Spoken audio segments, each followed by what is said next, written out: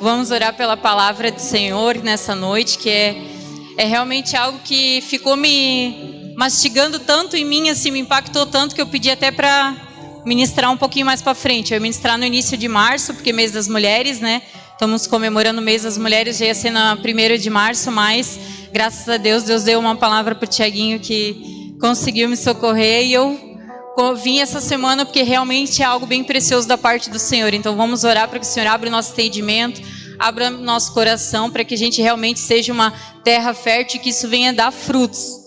Que a gente não apenas ouça aqui, mas que a gente leve para casa e pratique, amém? Pai amado e querido Deus, nós queremos te louvar e te agradecer por essa palavra, Senhor, que tu vai trazer nessa noite. Pai, em nome de Jesus, tu sabe que de mim mesmo eu nada posso fazer, Senhor, que de mim mesmo não há nada que eu possa trazer e liberar, e eu nem conseguiria no tempo determinado e da forma que cada um aqui precisa ouvir, Senhor. Mas em ti, Senhor, nós podemos todas as coisas, é o que diz a tua palavra. Eu me coloco totalmente dependente de ti, Senhor. Espírito Santo, toma esse lugar, toma esse microfone, toma a minha vida, Senhor. Fala através de mim, que eu seja um canal sem interrupção, Senhor. Que o Senhor realmente possa falar com a tua noiva, falar com os teus filhos, Senhor, da forma que eles entendam, que marque os seus corações, Senhor, para que eles entendam que vai ser feito em nós, para ser feito através de nós. E todos aqui nessa noite resolvam, se abram em nome de Jesus para ser filhos maduros, ferramenta afiada nas tuas mãos, em nome de Jesus. Amém. Jesus. Quem acredita que realmente Deus faz primeiro em nós para depois fazer através de nós? É isso aí mesmo que o Pai tem necessidade de fazer e Ele vai começar a fazer nessa noite, né? É sobre isso que o Pai quer falar realmente, mas para nos alinhar em relação à nossa visão, realmente, né? Porque quando a gente tem a nossa vista natural, a gente anda pela vista natural desse mundo, né? Vitimista demais, onde tu nada pode realmente fazer, tu é o exceto do negócio do cavalo, enfim, aquele vitimismo terrível que tudo contigo é ruim, nada de bom acontece contigo, tu é vítima da sociedade, vítima dos teus pais, vítima das pessoas, vítima do irmãozinho, vítima do líder, vítima do pastor, ou aquela outra visão totalmente também distorcida que é o deixa eu até olhar porque é um palavrão quase, antropocêntrica, que é o homem no centro de tudo. O homem é tudo, o homem é o coração de Jesus, o homem é isso, o homem é aquilo, o homem pode todas as coisas. Se tu estiver bem, tu faz todas as coisas, tu não precisa de Jesus. Então a gente não pode caminhar nem para uma visão distorcida, para o vitimismo e também nem para o homem no centro, né? E a forma que a gente se vê, ela afeta totalmente o nosso modo de viver. E é justamente por isso que o Pai quer tratar sobre isso nessa noite. Porque Ele tem grandes coisas para nós, Ele provou para nós ontem. Ontem foi um cumprimento do propósito da palavra do Senhor sobre as nossas vidas. Essa casa estava cheia de mulheres. Então Ele vai fazer muito mais, como Ele faz com os casais, como Ele vai fazer com os homens. Então só que a gente precisa ter a nossa visão alinhada com a visão do Senhor, em conformidade com a sua palavra, em comunhão com o seu Espírito. E não a nossa visão natural, que geralmente, quase sempre, é distorcida. E algo muito interessante que o Senhor me mostrou nessa manhã é que quem anda por vista natural é aquela pessoa que foca no problema. É aquela pessoa que acha que nada dá certo para ela. Que tudo é muito difícil. Que tudo é muito... Quando é para ela, ela até acredita que Deus é bom na vida do irmão do lado. Mas para ela, misericórdia. É tudo sempre muito difícil. Essa é uma pessoa que anda por vista natural. Agora, quem anda pela fé, pela visão do Pai, ela é a pessoa que foca na promessa de Deus, na palavra de Deus. Ou seja, para ela, ainda que ela passe coisas piores, coisas grandes, coisas difíceis, como no meu caso, eu perdi o meu filho em plena saúde, né? Ele não tinha o porquê ter falecido, ele era saudável, ele tinha toda a vida pela frente, servia ao Senhor, era um menino jovem muito, muito querido, muito amado por todos, mas eu perdi no meu melhor momento servindo ao Senhor. Eu tinha duas opções, andar por vista reclamar das circunstâncias que eu estava passando, que a gente tem mentalidade de castigo, né? De achar que Deus estava me castigando por algo que eu não fiz porque eu estava na presença dele, mas a gente sabe que não somos perfeitos. Mas eu buscava, eu servia ao Senhor, eu tinha uma vida em comunhão em casa, porque quando a gente fala assim, as pessoas confundem ter comunhão, servir ao Senhor com estar aqui todo domingo, né? Então eu estou falando uma vida íntima com o Senhor. Ou eu poderia simplesmente andar por fé, andar pela visão do Senhor, saber que há um propósito maior sobre tudo isso, que Deus me confiou uma tarefa muito pesada, mas Ele não te dá um fardo maior que tu pode carregar, e eu sei que se Ele me confiou é porque a minha cicatriz vai curar outras pessoas, é que isso vai gerar vida em outras pessoas e eu vou aguentar, e há um propósito maior. É sobre isso que Ele quer nos falar. Você passou coisas difíceis? Eu casei com um esposo maravilhoso, que já era pastor, eu já conhecia ele antes, claro, mas o Senhor me confiou esse lugar aqui. E a gente passou por 2 abortos sem necessidade nenhuma também, porque nós somos saudáveis. Poderia também dizer, poxa, me castigou pelo quê agora? O que eu fiz? Já não sofri o suficiente? Toda a vida vai ser isso? Eu vou passar sempre por tantas coisas assim? Não. Eu preferia andar por vista e entender que a minha dor, o que eu passei, vai gerar vidas em outras pessoas. Há um propósito maior. Porque eu confio na palavra que o Senhor tem. A palavra dele não tem. Tem gente que, muitas vezes, tenta relativizar quando é para o irmãozinho. Não, mas é que talvez não seja bem assim. Não, a palavra, ela é viva e eficaz. E se Ele diz que Ele não me dá um fardo maior que eu posso carregar, e que Ele é um pai que só faz o melhor para o seu filho, a minha dor, naquele momento, é o melhor para mim.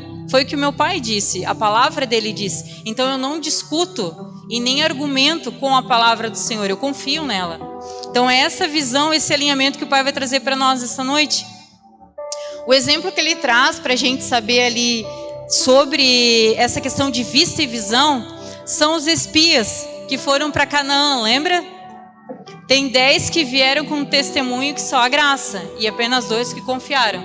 Então, para te provar que eu não vou fazer nenhum coaching ou autoajuda hoje, mas só alinhar a nossa visão à palavra do Senhor, para a gente não andar relativizando nem para o muito ruim, nem para o muito a gente vai ler bastante hoje, amém? Vamos abrir lá em Números 13, do 17 ao 33.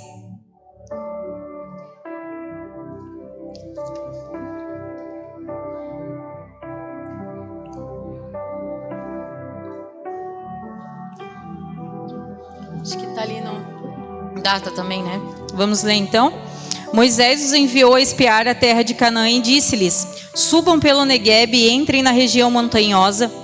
Vejam a terra como ela é e o povo que nela habita, se é forte ou fraco, se são poucos ou muitos. Vejam também como é a terra em que esse povo habita, se é boa ou má, e como são as cidades em que habita, se são arraiais ou fortalezas. Também como é o solo, se é fértil ou estéril, se nele há matas ou não. Tenham coragem e tragam dos frutos da terra. Aqueles dias eram os dias das primícias das uvas. Assim foram a espiar a terra desde o deserto de Sim até Reob, a entrada de Amate, e subiram pelo Neguebe e foram até Hebron. Ali viviam Aimã, Sesai e Talmai, filhos de Anak. Hebron foi edificada 7 anos antes de Zoan, no Egito. Depois foram até o vale de Escol e ali cortaram um ramo de videira com um cacho de uvas, o qual foi trazido por 2 homens numa vara. Trouxeram também as romãs e figos. Esse lugar foi chamado de Vale de Escol, por causa do cacho de uva que os filhos de Israel cortaram ali. Depois de 40 dias voltaram a espiar a terra. Vieram a Moisés, a Arão e a toda a congregação dos filhos de Israel em Cádiz, no deserto de Parã. Fizeram um relato do que tinham visto a eles e toda a congregação, e mostraram-lhe os frutos da terra. Relataram a Moisés e disseram: fomos à terra a qual você nos enviou de fato. É uma terra onde mana leite e mel. Estes são os frutos dela. Mas o povo que habita nessa terra é poderoso e as cidades são muito grandes e fortificadas. Também vimos ali os filhos de Anak. Os amalequitas habitam na terra do Neguebe. Os heteus, os jebuseus e os amorreus habitam nas montanhas. Os cananeus habitam perto do mar e na beira do Jordão. Então Caleb fez calar o povo diante de Moisés e disse: vamos subir agora e tomar posse da terra, porque somos perfeitamente capazes de fazer isso. Porém, os homens que tinham ido com ele disseram: não podemos atacar aquele povo, porque é mais forte do que nós. E diante dos filhos de Israel falaram mal da terra que haviam espiado, dizendo: a terra pela qual passamos para espiar é terra que devora os seus moradores. E todo o povo que vimos nela são homens de grande estatura. Também vimos ali gigantes, os filhos de Anak são descendentes de gigantes. E éramos aos seus próprios olhos como gafanhotos, e assim também éramos aos olhos deles. Então a gente vê ali que quem anda, pela vista natural não consegue viver o propósito, Já que ele foca no problema, não tem como se cumprir um propósito desse jeito, E os espias ali, eles foram e fizeram tudo que Moisés falou. Eles olharam a terra, eles trouxeram fruto da terra, eles disseram se era boa ou não. Eles falaram sobre as fortalezas, eles relataram tudo que Moisés pediu ali, A gente pode perceber também que eles comprovaram o fato e as promessas, porque tudo que Moisés pediu foi tudo que o Senhor falou que teria. Fazia parte da promessa da palavra do Senhor para eles, Mas ainda assim, mesmo eles vendo todo aquele fato, todo aquele fruto, toda aquela terra da forma que ela era, exatamente como o Senhor falou, eles ainda assim eles não conseguiam acreditar. Eles não conseguiram crer na palavra do Senhor. E o que o Senhor traz para nós nessa noite como igreja? Quantas vezes a gente faz aqui, às vezes, algum serviço para o Senhor, a gente trabalha, a gente vem aos domingos, a gente serve algum determinado ministério, mas faz mais como um trabalho. De segunda a sexta eu trabalho no meu, domingo eu venho na igreja e faço um outro trabalho. Mas você não tem relacionamento com o dono da obra. Você não tem relacionamento com o Senhor a ponto dele te conhecer intimamente. Você só faz mais um serviço num lugar diferente. E como a gente sabe que isso é real? Que isso não é apenas a minha opinião? Porque ele fala ali que ainda que essas pessoas que agem dessa forma, servem sem ter um relacionamento, permanecem escravos só que de outro Senhor, elas não têm essa confiança, essa fé na palavra daquele que falou. Porque quem tem um relacionamento com o Senhor não tem como tu ver as promessas e confiar na palavra dele e não crer. E agir dessa forma incrédula, e agir dessa forma ainda desanimando outras pessoas. Agora eles não. Eles viram todas as promessas, eles falaram das promessas para Moisés, fizeram o que Moisés pediu, mas disseram: não, mas a gente não pode ir lá. Porque lá tem isso, tem aquilo, tem aquele outro. Focaram em quê? No problema. Pessoas que vivem o quê? Pela vista natural. E a gente não é chamado a andar dessa forma. Ou seja, com esse tipo de comportamento, você demonstra hoje aqui que às vezes você está aí sentado, confortável, vem aqui mais para cumprimentar os seus amigos, ou para um desencargo de consciência, servir, fazer alguma coisinha, mas você não tem relacionamento com o dono da obra. A palavra dele que é declarada aqui, você não crê para você. Eu acredito que Deus faz e faz muito, porque a gente vê ele derramar chuva de bênção sobre o Tiaguinho e a Sara. Muito bom, Deus é muito bom, Tiaguinho e a Sara. Agora, quando alguém vem falar para mim assim, mas tu não tem noção do ministério que está sobre a tua vida. Tu não tem noção do que tu vai fazer ainda, do que tu vai fluir, das coisas que tu vai viver. Eu digo, sei, não para mim. E desde que eu nasci dá tudo errado. E quando eu caio na besteira de ficar um pouquinho feliz com um pouquinho só, que eu acho que vai ficar bom, tudo desanda. Então até já parei, nem me empolgo mais. Estacionei no desânimo mesmo, porque aqui pelo menos é uma zona segura para mim. A gente não consegue trazer isso para a nossa vida, entende? Eu falo das promessas que eu vejo meus irmãos vivendo, mas eu não creio para mim, eu não vivo para mim. A murmuração, ela é algo que demonstra efetivamente que você não crê na palavra do Senhor. Que ela vem, você fala dela, você consola irmãos, você pincela ela, mas você não vive. Se você tem capacidade de ouvir algo do Senhor aqui e ainda murmurar, porque a murmuração é um questionamento. Eu brinco, para vocês verem como Deus ele já me dá umas ilustrações, ainda que meu marido não goste, tá? Meu marido sempre fala, assim, a gente brinca, ele fala assim, eu te amo e tal, não sei o quê. E eu sempre fico assim, sei. Ele fica num veneno. Porque ele sabe que é verdadeiro, eu também sei. Mas é uma brincadeira nossa. Só que é a mesma coisa com o Senhor. Ele diz o tempo todo, eu te amo. Eu te escolhi desde o ventre da tua mãe, eu tenho algo tremendo para ti. E tu fica o tempo todo, ai, eu não sou nada, ai, eu não consigo, ai, isso não é para mim, é pro vizinho ali, mas não é para mim. Ai, eu nunca vou sair desse lugar, eu não sei falar, eu não sei me portar, eu não sirvo para essas coisas. Mas o Senhor fala o tempo todo. Se você conhecer a palavra de Deus, você vai saber o que Ele fala a teu respeito. E é tremendo. E é isso que Ele quer trazer para nós essa noite. O que Ele tem falado a teu respeito e tu tem ignorado, porque tu tem botado o óculos da visão desse mundo. Ou vitimista, ou antropocentrista. Entende? Ou tanto puxando para um ou para o outro. Ele só quer tirar toda essa bagunça que a gente colocou em nós como um escape, como um lugar seguro, onde você acha que ninguém vai te criticar, porque viver pela fé é um desafio. A pastora Lana mesmo ontem aqui testemunhou que um dia Deus mandou ela pregar com uma pedra no púlpito. E ela levou a bendita da pedra mesmo. Deus só falou assim, ó, na hora certa tu vai falar sobre ela. Ela nem sabia o que ela ia falar, mas ela fez. Isso é andar pela fé. Todo mundo te olhar torto, falar assim, meu Deus, o que vai sair daí, Jesus? Mas tu ser sensível e obedecer a voz do Senhor. Então eu sou dessas. Quando Deus fala algo para mim, podem me chamar de maluco, como diz a canção. Eu não dou bola, entende? Porque se eu escolhesse viver pela vista natural, nem aqui eu estava. Ou eu estava afundadinha ali no cantinho, ou eu estava em casa.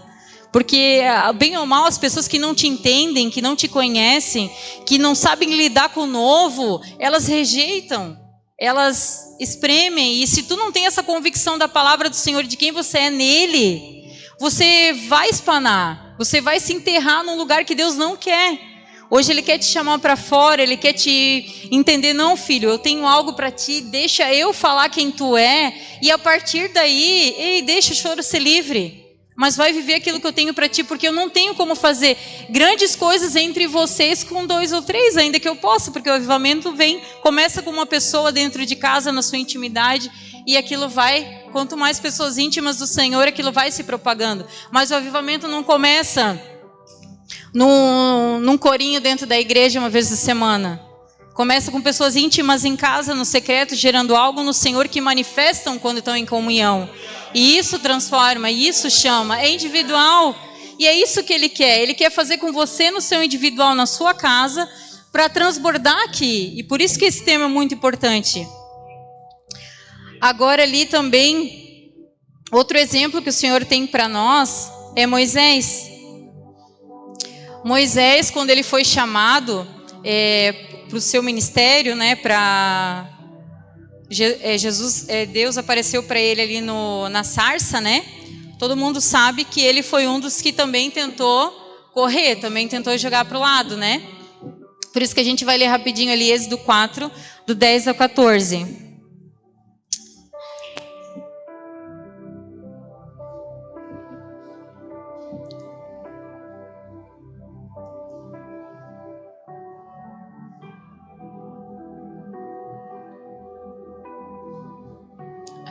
Vamos ler.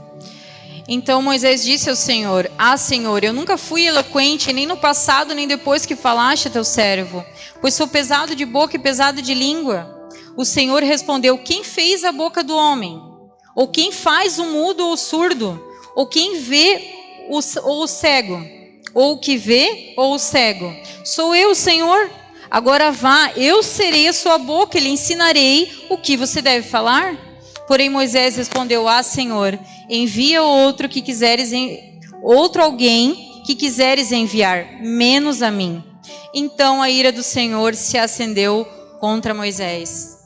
Porque às vezes a gente acha que viver o propósito do Senhor e focar realmente nisso, saber que a palavra que você recebeu do Senhor e levar isso a sério, é algum tipo de soberba, orgulho, prepotência.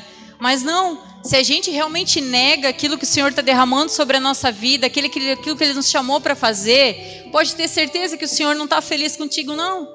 Quando a gente negocia essas coisas, quando a gente foge, quando a gente arruma desculpas, porque não é vergonha reconhecer a nossa fraqueza. É um fato. Até porque a palavra diz assim, por meio da tua fraqueza que o meu poder se aperfeiçoa. A gente tem que reconhecer, a gente tem que saber. Mas sabe o que eu quero dizer? Por exemplo, o Tiaguinho. Todo mundo sabe que o pastor Tiago é um homem muito inteligente, amém? Isso é indiscutível. Não é verdade, não é? A inteligência que ele tem, a sabedoria. Isso não ajuda ele no ministério, mas também ajuda no trabalho, ajuda na vida pessoal, ajuda em tudo. Só que essa habilidade natural que o Senhor deu para o Tiaguinho de ser inteligente, de ser disciplinado, como a gente sabe que ele é algo que está natural. O Senhor colocou nele para tudo que ele vai realizar. Mas o que é a questão? Essa habilidade, essa inteligência que a gente tem, ela não é suficiente para suportar o processo e o propósito.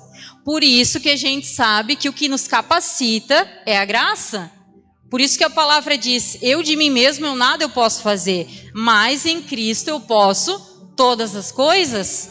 Então a gente às vezes se engana, distorce muitas coisas de não reconhecer o que é uma habilidade natural, porque o Senhor já colocou ali por um propósito. Você não precisa ter vergonha de dizer, olha, eu tenho uma baita habilidade de fazer contas, de falar em público, de ler. Isso vai te ajudar em algum momento. Agora, a graça do Senhor, o relacionamento com o Senhor, que eu sei que ele também tem, é o que capacita ele para ser esse homem de Deus, que ele é extraordinário, que a gente aprende tanto.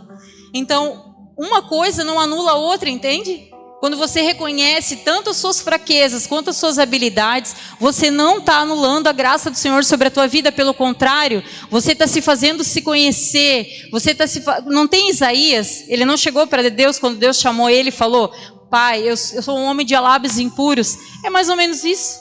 Isaías sabia exatamente onde ele precisava ser tocado, exatamente qual era a fraqueza dele, e com certeza se ele sabia tão fácil, muito provavelmente também sabia seus pontos fortes. Como Paulo quando se converteu, ele foi aos gentios. Muitas das habilidades e estratégias que Paulo teve para ganhar os gentios, ele já sabia do tempo que ele não era convertido, porque ele era um homem estudado, um homem que andava no meio de vários grupos de pessoas diferentes. Aquilo ali, a experiência dele ajudou ele no reino. As nossas habilidades também não podem ser descartáveis. A gente não pode viver só se menosprezando, sempre negando os elogios, sempre se colocando lá embaixo. Nós somos imagem e semelhança de Deus. Deus nos ama tanto, Ele pagou um alto, enorme preço pelo nosso pecado, por nos amar.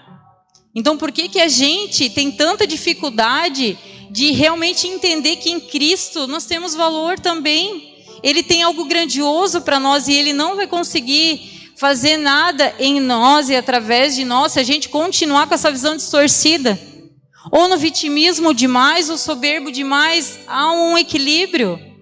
Nós somos em Cristo outra pessoa. Nós temos uma visão totalmente humilde, mas na humildade no seu real sentido. E não no distorcido. Como muitas pessoas pensam, a humildade é falar mal de si, é se diminuir, é se desprezar, é sempre dizer que eu não sou nada nem ninguém.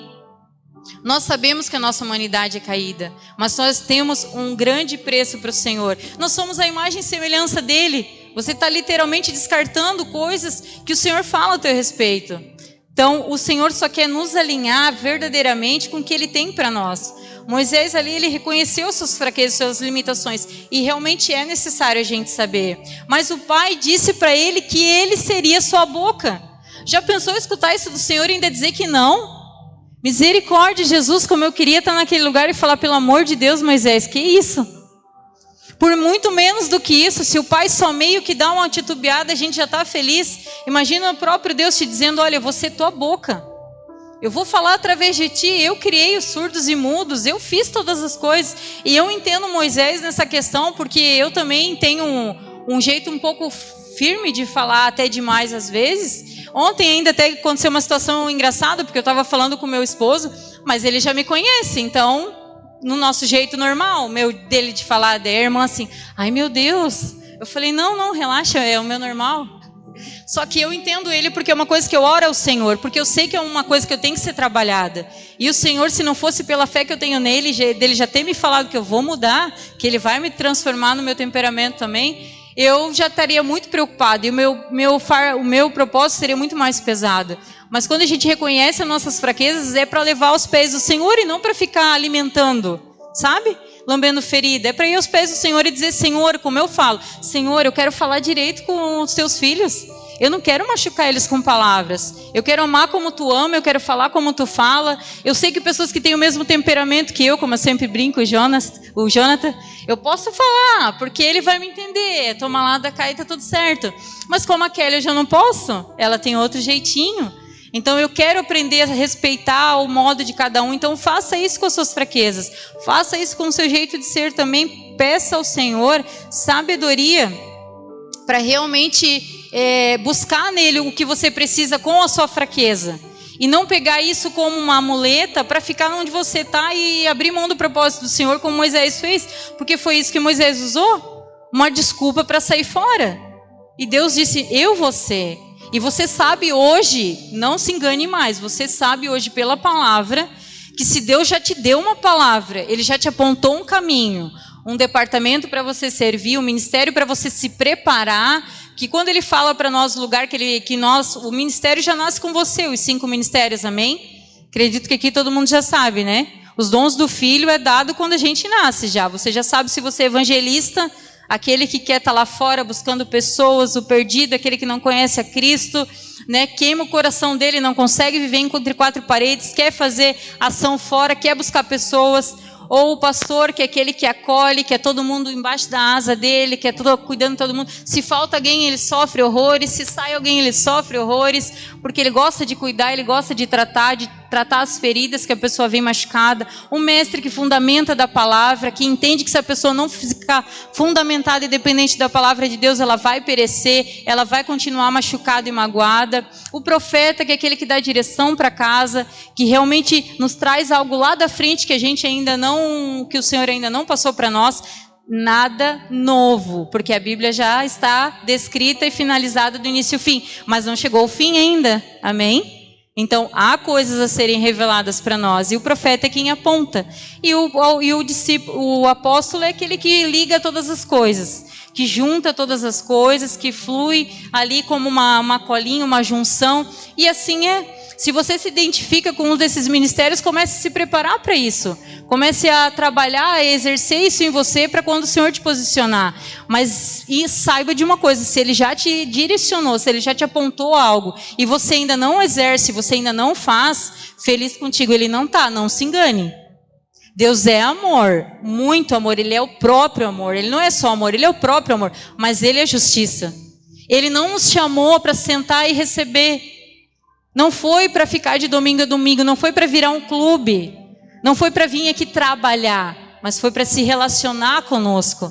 Ele quer te conhecer, Ele quer fazer você voar, Ele tem coisas maiores para você. Eu não estou falando isso aqui porque eu preciso de trabalhadores para a igreja, amém? Eu estou falando isso porque eu quero ver a Márcia voando. Eu quero ver a Márcia aqui, ó, transbordando. Eu quero ver todas as irmãs, a Vânia, a Rogéria, a pastora Lu, a Mari, todas. Eu quero ver todos homens e mulheres aqui, ó, exercendo o seu ministério, o seu chamado. Eu estou falando por você, não é por mim, nem pelo ministério. Individualmente, em você, Deus tem uma urgência, Deus tem algo para você. Atrasado Ele nunca está, porque Deus é o controle de todas as coisas. Mas Ele nos chama a atenção para que realmente a gente comece a viver aquilo que Ele tem para nós, amém? Outro exemplo que ele tem para nós é Jeremias. Vamos lá em Jeremias 1, do 4 ao 10.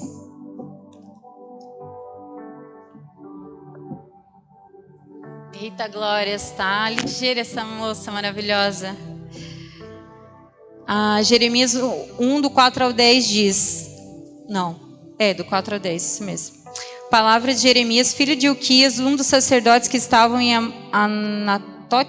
na terra de Benjamim. A palavra do Senhor veio a ele no 13º ano do reinado de Josias, filho de Amon, rei de Judá. Veio também nos dias de Joaquim, filho de Josias, rei de Judá, até o fim do 11º reinado de Zedequias, filho de Josias, rei de Judá. No 5º mês desse ano, os moradores de Jerusalém foram levados ao exílio. A palavra do Senhor veio a mim dizendo: antes de formá-lo no ventre materno, eu já o conhecia. E antes de você nascer, eu o consagrei e o constituí profeta às nações. Então eu disse: ah, Senhor Deus, eis que eu não sei falar porque eu não passo de uma criança. Mas o Senhor me disse: não diga, não passo de uma criança, porque a todos a quem eu enviar você irá, e tudo que eu lhe ordenar você falará. Não tenha medo de ninguém, porque eu estou com você para livrá-lo, diz o Senhor. Depois o Senhor estendeu a mão e tocou na minha boca, e o Senhor me disse: eis que ponho as minhas palavras na sua boca. Veja, eu o constituo sobre as nações, sobre os reinos, para arrancar e derrubar, destruir e arruinar, e também edificar e plantar. Amém? Jeremias, assim como os demais, também deu uma desculpa. Também falou: ai, Senhor, eu sou muito jovem, eu sou muito imaturo. Ele foi realmente uma boa desculpa, porque tu reconhecer a tua imaturidade é uma raridade. Geralmente o neófito está até na palavra, né? Não dê muitos poderes, certas responsabilidades para o neófito na fé, porque é um problema. Ele não sabe lidar com a estrutura ainda. Então Jeremias mostrou realmente que, apesar de novo, ele era uma pessoa que reconhecia a sua imaturidade, que ele precisava de experiência. Isso é uma bênção. Mas o Senhor falou para ele: eu vou te dar o que falar, eu sei o que tu vai fazer, né? Eu te constituí profeta às nações. E ele fala na palavra de Jeremias que ele o conheceu desde a formação, né? No ventre da mãe, antes até, né? Eu acho que ele antes de formá-lo no ventre materno. Então olha só a importância de tu conhecer a palavra de Deus. Por que eu estou citando Jeremias? Porque tu olha assim, parece que é a história só dele, mas não é. A palavra de Deus, ela é escrita para nós, instrutiva para nós até hoje. Então, ou seja, Deus pode muito bem estar falando para você, porque é escrita para todos nós, que Ele já te escolheu e desde a formação, antes do ventre materno da tua mãe, Ele já te constituiu profeta às nações. E Ele te traz para esse século agora, essa bagunça que a gente vive aí fora de distorção e inversão de valores, para você fazer algo novo. Como ele fala ali para Jeremias: desconstruir, arrancar para derrubar, destruir para arruinar, edificar para plantar. Ou seja, a gente é chamado nessa geração também para desconstruir muita coisa. Porque para tu viver o propósito de Deus sobre a tua vida, a gente tem que desconstruir muita coisa. Ou seja, velhos hábitos que a gente tem, né? Porque às vezes a gente tem essa mentalidade, esse engano, a gente vive esse engano, a gente aceita esse engano. Não, eu estou em Cristo, eu estou salvo, eu estou seguro, eu vou todo domingo na igreja há muitos anos. Mas a minha vida até hoje eu continuo nas mesmas práticas de antes. Esse engano, em nome de Jesus, não carrega mais para ti a partir de hoje, mas faça hoje o teu encontro com Deus. Faça hoje uma aliança com Ele, renova hoje a tua aliança com Ele, mas não vive mais esse engano. O encontro real com Jesus, ele marca a nossa vida. Ele marca a nossa existência, a gente nunca mais é o mesmo. Você não consegue manter as mesmas práticas. Claro que é um processo, ninguém muda tudo de dia para noite, mas não tem como ele ter te marcado e você se sentir confortável com as mesmas práticas. Você vive um engano. Então hoje, em nome de Jesus, é um dia de renovar também essas alianças, né? Outra coisa que o Senhor também nos chama a desconstruir muitas vezes é o fato da gente às vezes, né, escolher ser membro de uma congregação, mas até hoje nunca ter sido fiel no dízimo e oferta. Ah, isso não é para mim, eu não sinto de ofertar. Primeiro que cristão não vive por emoção, amém? Todos sabem que a gente se move pelo Espírito, a gente se move pela palavra de Deus, né? Então, se a gente se move pela palavra de Deus, a gente não precisa sentir para fazer. Mas é como se até hoje, para tu ver como Deus é bom, Ele me dá umas analogias bem engraçadas. É como se até hoje tu tivesse todo domingo vindo no churrasco da família, a tua família inteira come, tu é o único que não ajuda. A conta fica pro resto da família do lado, mas você até hoje não ajudou em nada. Ou seja, porque Deus está falando isso para nos julgar? Não. Mas porque Ele quer nos alinhar com a palavra dEle, Ele quer derramar bênçãos financeiras sobre vocês. Só que Ele não vai fazer isso porque Ele te ama. Ele vai fazer isso, é claro que Ele te ama como pai, Ele quer o melhor, assim como você para o seu filho quer o melhor. Só que Ele deixou declarado, há princípios, cumpra princípios, limites e disciplinas que eu derramarei. Eu tenho meu braço estendido e qualquer um aqui pode acessar. A partir do momento que fazer prova de mim, eu zelo pela minha palavra. Então, se até hoje você vive o engano de vir na casa do Senhor, de ter escolhido um lugar para chamar de seu, de família, mas você negligencia a oferta que faz parte do culto, todo culto ao Senhor que você faz, a oferta faz parte do culto, ela é parte do culto ao Senhor, tanto que Jesus estava olhando o pessoal que entrava ofertando, quando ele falou da viúva, lembra? Ele estava lá de fora, porque eles entravam ofertando, faz parte do culto. Agora, o dízimo, a 10ª parte que você entrega na casa que você congrega, Abraão deu antes de qualquer lei. Ele deu o dízimo sobre tudo. E se você ainda perde tempo negociando com o Senhor, esse valor, esse trocadinho aqui que eu consegui é meu, esse aqui eu não preciso dar, eu dou só do físico. Mas também se eu for para a rua, eu já dei todo mês, então também não preciso dar. Mas as minhas férias, o meu 10º é uma parte, também não preciso dar. Mas os meus bônus ali também não preciso dar. Se você faz essa negociata com Deus até hoje, misericórdia de Jesus, você não entendeu nada. Ele não está preocupado, ele não precisa, ele é o dono do ouro e da prata. Ele não precisa do seu dinheiro, não é a questão do dinheiro.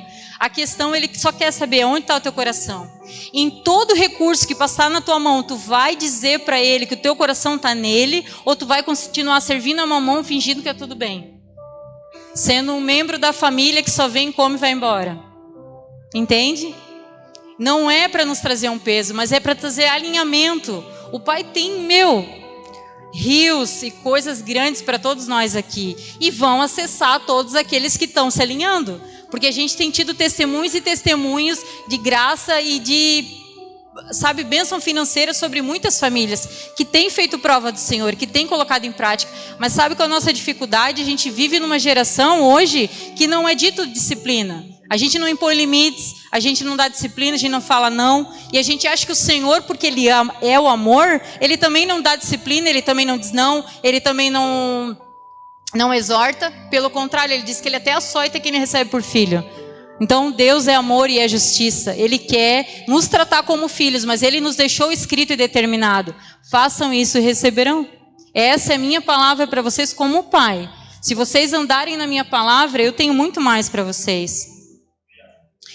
E ali, já que a gente falou de tantos exemplos difíceis que não vivem pela fé, que focam no problema, o Senhor também nos traz ali exemplos, de 2 que realmente focaram em viver pela fé, que é Josué e Caleb. Glórias a Deus pela vida deles, Eu vou repetir com vocês ali, vou ler só Números 13, o versículo 30 e o 14 do 7 ao 9. O 30 diz ali a fala de Caleb, Vamos subir agora e tomar posse dessa terra, porque somos perfeitamente capazes de fazer isso. 2 pessoas são capazes? É claro que não. Mas o que Josué e Caleb viam? A força do Senhor sobre eles. O foco deles era a promessa. O foco deles era a palavra. Então eles sabiam, vamos mesmo, porque vai dar certo. Eu não tenho força. Olha só meu tamanho, meu jeito. Mas Deus falou, vamos embora. Ele vai fazer. E o 14, que fala ali do 7 ao 9, a terra pela qual passamos para espiar é terra muitíssimo boa. Se o Senhor se agradar de nós, então nos fará entrar e nos dará essa terra, que é uma terra que mana leite e mel. Tão somente não sejamos rebeldes contra o Senhor, e não tenham medo do povo dessa terra, porque como pão os podemos devorar. A proteção que eles tinham se foi, e o Senhor está conosco, e não tenham medo dele. Ou seja, eles eram tão crentes, tão convictos de quem eles eram em Deus, que eles falaram que aqueles gigantes iam ser como pão para eles. Não ia dar nem para o cheiro. Eles iam botar tudo no bolso e é tudo nosso. Deus falou, Ele vai dar. E às vezes a gente é colocado em situações difíceis, em relacionamentos difíceis, passando por crise, às vezes em casa, ou às vezes até no ministério, porque a gente lida com pessoas, acontece mesmo de dar algo ruim no trabalho, crise financeira. Mas claro, se a gente não está alinhado, a gente sabe de onde veio essa raiz. Mas às vezes tu está alinhado e Deus está te tratando em algo. Ele me tratou quando eu estava alinhada. Ele me deixou sem recurso, mas porque eu tinha dependência no recurso ainda. Mesmo que fiel. Eu precisava ter ali comigo algo. E Ele me deixou sem por um tempo. Até Ele me mostrar que não, tu precisa de mim. Se tu não tiver, eu é o problema. Agora o recurso não é. Ou seja, Ele nos trata, mas é sempre para o bem. Nunca é para o mal. Ele sempre tem um propósito maior para nós, Mas é questão da convicção da palavra. Por quê? Josué e Caleb falaram dessa forma. Eles tinham uma visão pela fé. Agora, os espias, olha o que eles falaram ali no versículo 33. Também vimos ali gigantes, os filhos de Anak são descendentes de gigantes, e éramos aos nossos próprios olhos como gafanhotos, e assim também éramos aos olhos deles. Por que Deus nos deu o exemplo dos espias? Por causa disso também, porque eles disseram que aos olhos deles, eles eram como gafanhotos. Eles se viam pequenos, medíocres, vitimistas, eles não viam nada de bom neles, eles viam que nada, que realmente eles não ainda que Deus deu uma promessa para eles, eles ainda estavam naquele lugar de mimimi mesmo. Não, Deus pode falar o que for, a palavra de Deus pode falar o que for, pode vir profecia que for para mim, mas eu não vou conseguir, não vai sair nada de bom daqui. Em ti sozinho não, mas em Cristo há poder em todas as coisas. E todos eles ali eram chamados de povo de Deus. Qualquer um ali poderia ter falado que ia se cumprir essa promessa, mas eles se viam pequenos. E eles estavam tão fissurados nessa visão de serem pequenos, que eles disseram que os outros os viam pequeno. Porque eles falaram ali, e éramos pequenos como gafanhotos aos olhos deles. Mas isso não aconteceu. Vocês concordam comigo que eles, toda aquela região na época, temia Israel? Porque sabia o que o Senhor estava fazendo. Tu acha que um gigante, vendo apenas 12 deles, não ia matar e não deixar voltar um? Claro que eles iam matar, eles seriam mortos se fossem vistos. Isso era a mentalidade vitimista deles, fora do propósito totalmente, que fazia eles enxergar que eles eram assim e que os outros os viam assim. Então até hoje talvez você seja aquela pessoa que nada dá certo para mim, nada de bom para mim. Você sai daqui, você tenta evangelizar alguém, mas quando você vai conversar com ela, você também só fala mal de você. Até isso eu falei domingo, segunda-feira, no aniversário de uma amiga minha, que elas estavam falando que uma amiga dela, da aniversariante que não era cristã, questionou ela e disse assim, cara, eu não sou cristã como você, eu sou católica, mas assim, vocês só reclamam. Vocês têm uma vida tão difícil, toda vida com problema, toda vida com problema. Que estranho. Tipo assim, dizendo assim, como que eu vou querer ser atraída por essa vida? Se eu só treta, dificuldade. Não que a gente não tenha, o Senhor falou, no mundo tereis aflições. Só que o problema é que a gente está com essa visão de foco no problema. E é isso que Ele quer remover de nós. Cara, fala do problema, se tu está passando por algo difícil, se for para edificar, se não guarda para ti, porque é tu que está passando o processo. E se lembra de falar para o Senhor, olha, eu até estou passando, mas o Senhor já me deu a vitória. Não sei de onde vem, como a Lu no vestido, né? Na roupa de ontem. Vai vir, Deus vai prover, Deus vai prover. E proveu mesmo. Entende? É nesse sentido, fala, declara a tua fé. Fala dela, como é que você quer atrair as pessoas, se nem você está sendo atrativo ultimamente, a tua vida cristã está pior do que qualquer outra aí fora. Cara, a gente tem o que a gente precisa, o básico, a essência de qualquer coisa. A gente não precisa de mais nada. Tu quer dizer que eu não preciso de dinheiro agora para pagar as contas? Quando tu tem um paizão como Deus, tu não precisa de nada, porque Ele vai te dar tudo que tu precisa e muito mais. Até o que tu não pediu. Porque o que eu vivi ontem aqui no sábado à noite, eu nunca tinha pedido para o Senhor. Mas Ele me colocou aqui e me deu, olha, algo infinitamente mais. E eu vivi um momento sobrenatural de cumprimento de promessa. Que é o que eu quero que todos aqui vivam. Por isso que eu estou assim. Eu quero ver todo mundo fluindo, eu quero ver todo mundo vivendo os propósitos do Senhor para nós. E a gente, como eu falei, a gente tem assim um conceito distorcido sobre humildade, né? Eu fui pesquisar sobre a humildade cristã e ele fala assim, ser humilde não significa fraqueza, mas sim comportar-nos com bondade e amabilidade, mostrando força, serenidade, amor próprio e autocontrole. A mansidão é um dos atributos mais abundantes na vida do Salvador. Ele próprio ensinou seus discípulos, aprendei de mim, que sou manso e humilde de coração. Já pensou hoje, se chegasse alguém aqui na igreja dizendo assim, ei, aprende de mim aqui, que eu sou manso e humilde. Vocês já pensaram? Vocês iam dizer, meu Deus, que humilde eu não sei de onde? Porque para declarar um negócio desse, é qualquer coisa, meu querido, menos humilde. Para a gente entender, esse exemplo o Senhor me deu, só para nós entendermos quanto a nossa visão está distorcida. O Senhor era o próprio amor, Jesus era o próprio amor, Ele era humilde, Ele era manso, Ele era amável com as pessoas. Mas hoje uma pessoa que declara o que ela é, o que ela vive, o que ela conhece da palavra de Deus, ela é tida como soberba. Sendo que ela só é uma pessoa como Jesus. Jesus sabia quem Ele era. Jesus estava ali servindo do início ao fim no seu ministério, pessoas que iam gritar crucifica, mas Ele estava ali E se ele tivesse aqui hoje, se a gente vivesse o que ele falou naquela época, a gente também, com esse conceito distorcido que a gente vive aqui fora, que realmente tem sido maçante, a gente também estranharia. A gente também não teria recebido da forma como ele merece. Um outro exemplo ali que a gente tem é Paulo, quando ele fala em 1 Coríntios 15:10, mas pela graça de Deus sou o que sou. E a sua graça para comigo não foi vã. Antes trabalhei muito mais do que todos eles. Todavia não eu, mas a graça de Deus que está comigo. Pensa só. Se eu chegasse aqui e dissesse, trabalhei mais que todo mundo aqui, ó. A graça de Deus por em mim, mas trabalhei, eu fiz mesmo. Por quê? Mas Paulo estava querendo dizer que a graça derramada sobre a vida dele, no encontro dele com Cristo, não foi em vão. Que recebendo a graça e o poder de Deus, ele fez algo, ele fez valer o sacrifício de Jesus pela vida dele. Você tem feito valer isso que você recebeu? Você tem feito valer o sacrifício de Jesus por você? Você ainda tem medo de declarar quem você é nele, quem ele te disse que você é, quem ele te fez para ser? A gente tem que fazer valer, sabendo que sim, é a graça dele. Se não fosse a graça dele, a gente não se suportaria, não amaria uns aos outros, não estaria aqui, não serviria em amor uns aos outros. A gente sabe que é graça sim. Mas ele quer que você saiba também quem você é, que você se conheça não só nos defeitos, mas também nas habilidades, nos dons que ele te deu. E o que você não tem diante do seu ministério, você vai buscar.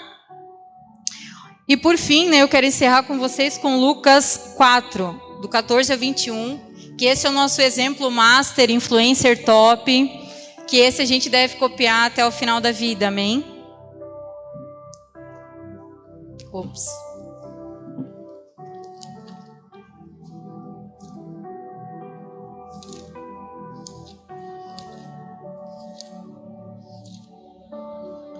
Lucas 4, do 14 ao 21. Então Jesus, no poder do Espírito, voltou para a Galileia e a sua fama correu por toda aquela região. E ensinava nas sinagogas, sendo elogiados por todos. Jesus, porém, foi para Nazaré, onde havia sido criado. Num sábado entrou na sinagoga, sendo seu costume, e levantou-se para ler. Então lhe deram o livro dos profetas Isaías, e abrindo o livro achou o lugar que estava escrito: o Espírito do Senhor está sobre mim, porque ele me ungiu para evangelizar os pobres, me enviou a proclamar libertação aos cativos, restauração da vista aos cegos, pôr em liberdade os oprimidos e proclamar o ano aceitável do Senhor. Tendo fechado o livro, Jesus devolveu ao assistente e sentou-se, e todos na sinagoga tinham os olhos fixos nele. E Jesus ali falou daí, Então Jesus começou a dizer: hoje se cumpriu a escritura que vocês acabaram de ler. Por quê? Porque Jesus, quando ele falou aquela leitura sobre Isaías, eu fui ungido para isso, para aquilo, na sinagoga tinha 3 cadeiras, e a que ficava vazia era para esse ungido, que todo mundo estava esperando. E Jesus, que em Nazaré era só filho de um carpinteiro, pegou e sentou. Se ele fizesse isso hoje aqui, dizendo, eu sou o cara, tá? Eu fiz isso, eu fui trazido para isso com aquela convicção toda que Jesus tinha sobre si, e sentasse num lugar que a gente deixasse reservado para Deus, pensa o choque que ia pairar sobre nós. Mas Jesus sabia quem ele era, e ele precisava saber, porque um pouco antes ali, eles estavam ovacionando ele. A fama dele estava correndo pelos cantos todos. E quando ele foi pela sua cidade e fez esse ato, sabendo quem ele era, eu fui preparado para esse momento.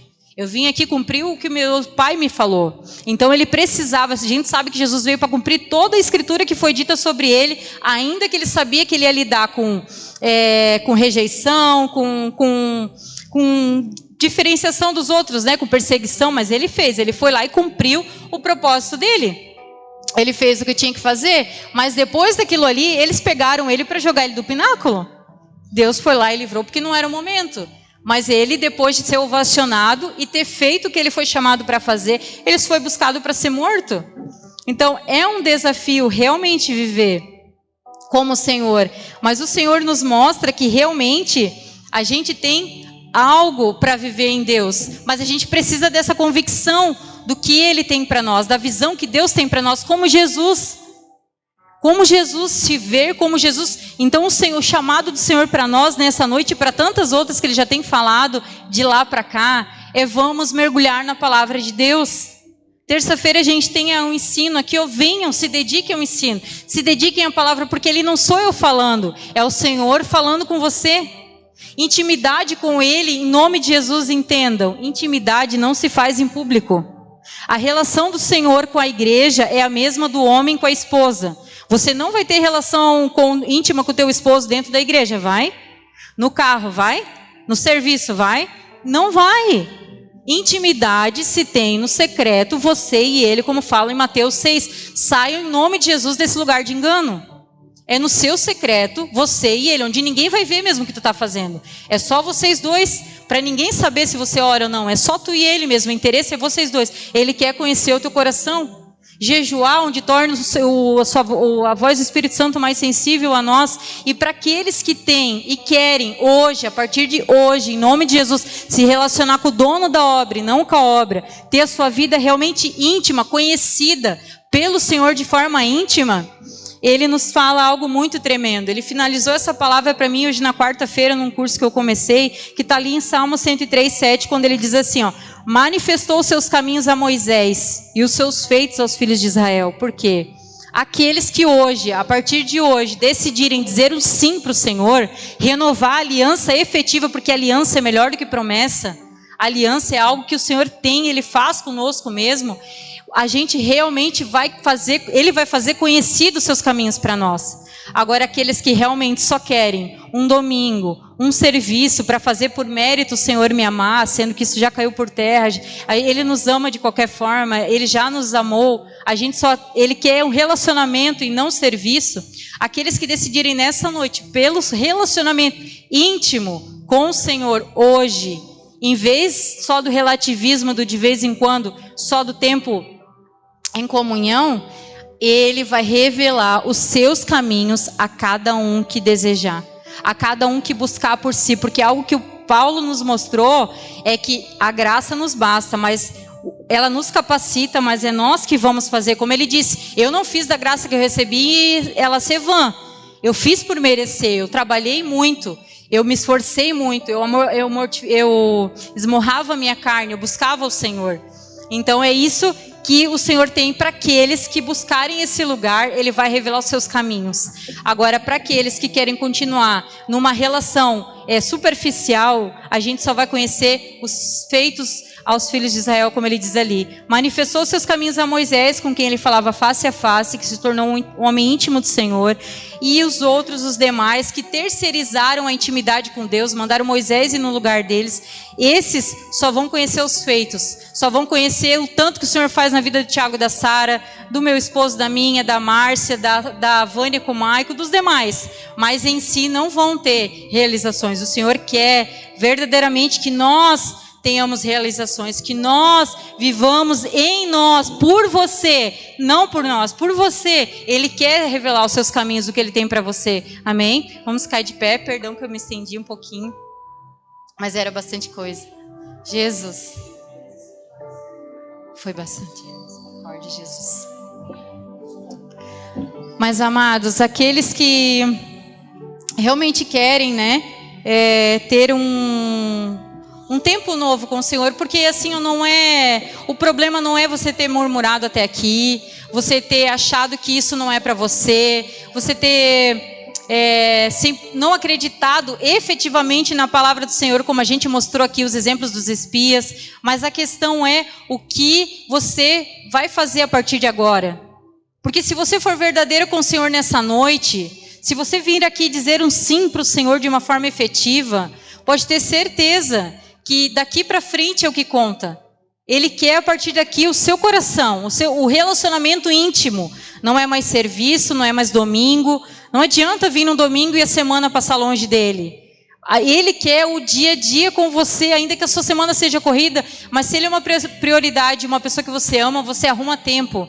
Você arruma um modo de estar com ele. Íntimo, em casa, Mateus 6. Não só aqui. Aqui é comunhão. Aqui é relacionamento em unidade com os irmãos, amém? Então você que quer realmente dar essa resposta para o Senhor, fazer parte daquilo que o Senhor tem para nós a partir daqui, do que Ele vai fazer em nós e através de nós, em nome de Jesus, você pode vir à frente que a gente vai estar orando por você. Não importa o que você tem passado, todos nós aqui precisamos, todos nós temos respostas e coisas a dar para o Senhor. Então, vamos orar. Se você quiser vir, vem, você é livre. Nós estamos em casa, você sabe que aqui você tem liberdade. Se você não quiser, fica no seu lugar, não tem problema, é você e o Senhor. Ele apenas quer uma resposta tua nessa noite, amém? Pai, em nome de Jesus, nós queremos te louvar e te agradecer, Senhor, por essa noite, por essa palavra, Senhor, por aquilo que tu derramou dentro de nós, Senhor, por aquilo que tu fez em nós essa noite. Pai, em nome de Jesus, toca, Deus, nos olhos de cada um dos seus filhos, Senhor. Remove agora toda a venda, Deus, que trouxe eles até aqui com a visão distorcida, Deus. Em nome de Jesus, que eles saiam desse lugar de vitimismo, Pai, pela autoridade que é em nome de Jesus ou de soberba. Pai, em nome de Jesus, toca nos ouvidos dos teus filhos nessa hora, em nome de Jesus. Tira, Senhor, remove todo o empecilho, toda aquela que impedia eles de ouvir sem obstrução a tua voz, Pai, que eles passem a ser um canal sem obstrução, livres em ti, sensíveis a ti, Senhor. Pai, em nome de Jesus, toca nos lábios dos teus filhos agora, como o Senhor fez Isaías, que pela autoridade em nome de Jesus, eles passem a reconhecer a tua voz, eles anseiem em ser bocas do Senhor, aonde eles forem, Senhor, ser ousados e ousados, como diz a tua palavra, o Espírito Santo é um espírito de ousadia. Que teus filhos saiam nessa noite impactados, marcados e dando uma resposta efetiva para ti, Pai. Que as práticas deles daqui para frente não sejam mais as mesmas, porque muitos enganos caíram por terra nessa noite, muito relativismo caiu por terra nessa noite, para que a tua palavra, a tua intimidade conosco seja restaurada, Pai. Eu te louvo e te agradeço. Vamos adorar o Senhor agora, reconhecendo a sua voz, reconhecendo quem Jesus é, amém?